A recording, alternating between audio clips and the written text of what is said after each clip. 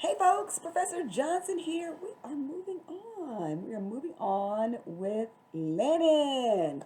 Moving on with linen. So post midterm. So we're moving on with linen. We're going to talk about the history. If you've already taken fashion history with me, you've learned a lot about it. It was used from it was one of the earliest fibers that was ever used to make clothing. So we're going to talk about the history of linen.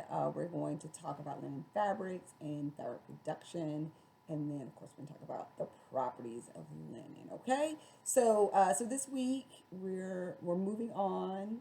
We'll get a little bit about flax, linen, same thing. Learn about, you'll know those two words in a minute. Flax and linen in Ireland. So we'll just review the process of making yarn and textiles and look at some end uses, which is really important too. Okay, all right. So for this module, same as always. Listen, the great part is you're halfway done, so you know this already, right? So lecture, discussion board, recap. All right. And then next week, we're actually covering the next module for 2 weeks because we're talking about cotton. And, I don't want to give you too much of a preview, but cotton is one of the most widely used fabrics there is, and it has some challenges. So we'll talk about all of that next week. All right. See ya.